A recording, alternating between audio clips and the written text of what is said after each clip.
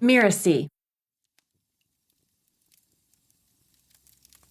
My name is Jeff, and I'm one of the writers on Mirasee's podcast team. In celebration of the holiday season, as well as the end of our first full year of production, we were asked to select our favorite episode for the show that we work closest to. In my case, that's Making It. Though some of you may know the pilot episode as Molly Mahoney, in actuality, we recorded with Danny Iny months prior. Since it was our first episode, when our producers sat down to interview Danny, we could only imagine how the final product would be received.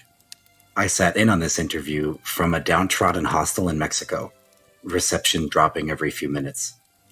But with each lost connection, my hopes for the show managed to grow. Because as Danny's stories landed in my headset, albeit piece by piece, I saw not only his episode forming, but our entire show coming to fruition. Danny's storytelling, his pacing, the punchlines that came and the advice that stuck, all came together to formulate a new, bigger picture. Finally, we had a show. And I'm so very honored to be able to present it to you now, after more than 20 episodes. So please, enjoy. Oh, and like, ring that bell, smash that button, etc., etc.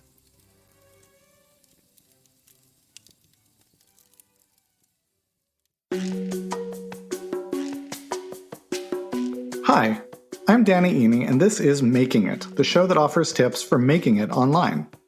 I run a company called Mirasee. I teach people how to grow their online businesses, and particularly how to create online courses.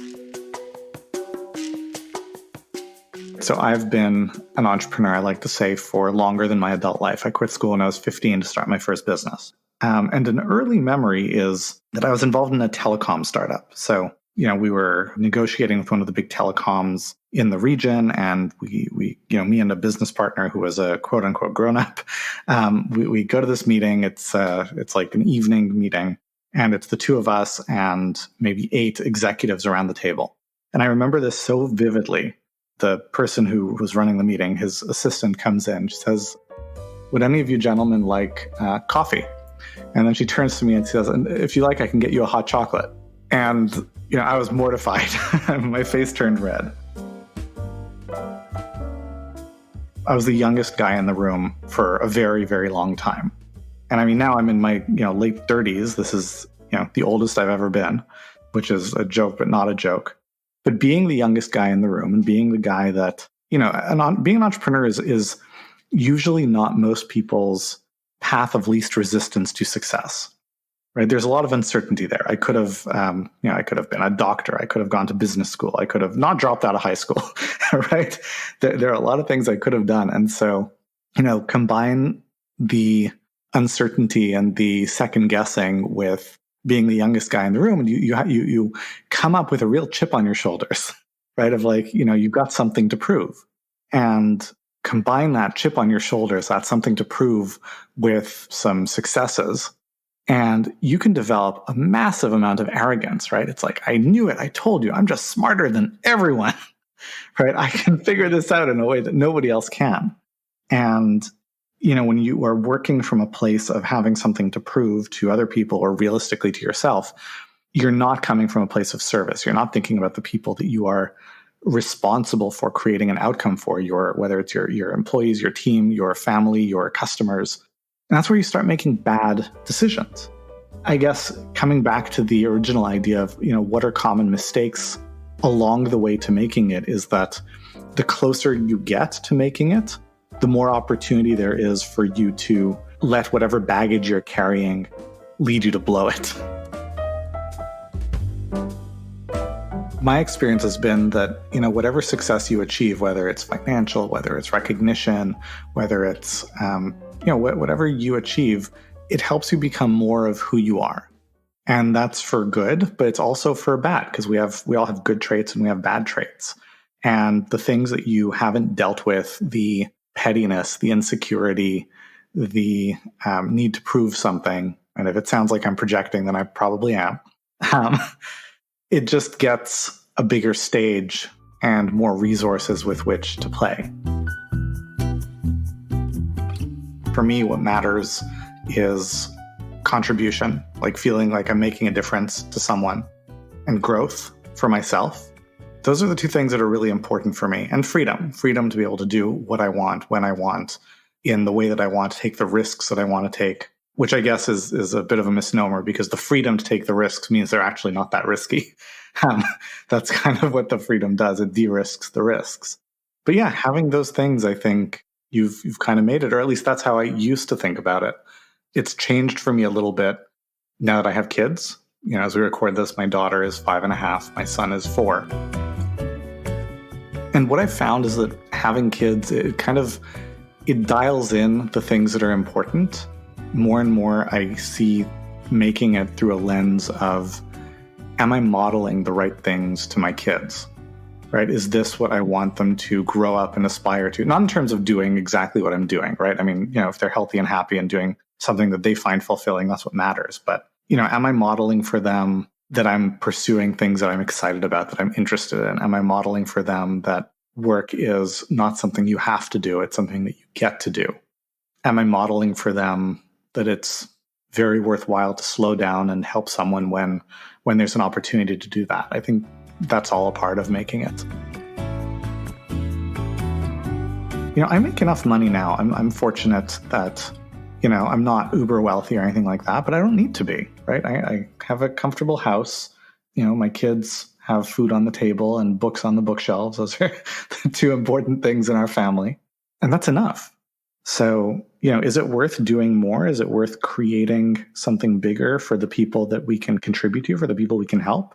For the example to my children that you can reach for more and do more and contribute more? Absolutely. Is it worth running myself into the ground or being absent from my children? Absolutely not.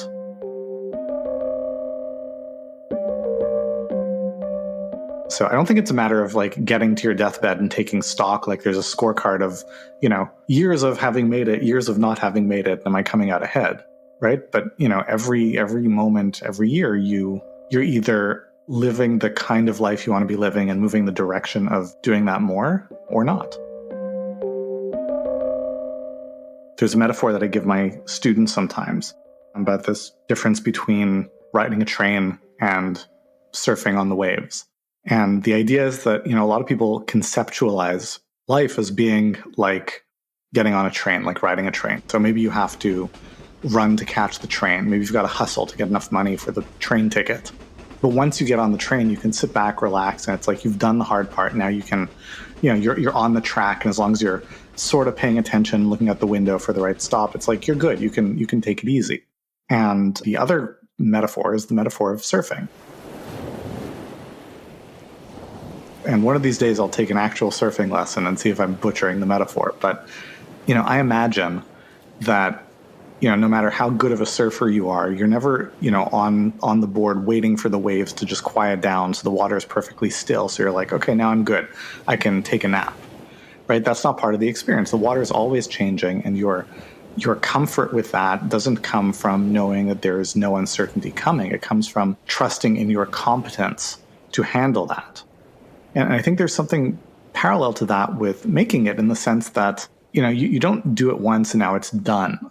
Right? People imagine that. They're like, well, you're gonna build a business, and then you're gonna grow it to such a degree, you're gonna sell it, you're gonna have $50 million in the bank, boom, you've made it. But there are enough examples of people, making fortunes and then losing them, and then making them again, losing them. It's not a permanent state. And your happiness, your fulfillment isn't necessarily tied to your bank account balance. But I guess the most important meta lesson is that the opportunities for failure tend to be cyclical, meaning if you come up to a certain situation and stumble, you're going to keep coming up to that kind of situation until you figure out how not to stumble. And so, treating all of those failures, all the successes too, but it's somehow harder to be self-aware when you're being successful. Seeing it all as a kind of curriculum, a learning opportunity, is really, really important and really powerful, because whatever it is that made you stumble, you're going to encounter it again and again and again until it stops making you stumble, and then it kind of fades away and it's no longer an issue.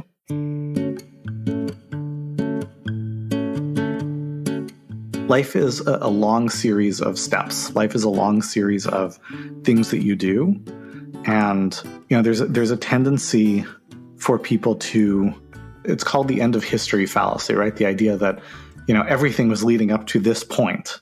And so whatever the thing is that you're doing right now, this must be, you're living the first line of your obituary. Like, this is the most important thing that I've ever done. It's right now. And, as I've done more things, as I've achieved more things, I've actually come to realize that there's probably more to come. There's other things. The next thing is important, but it's just the next thing.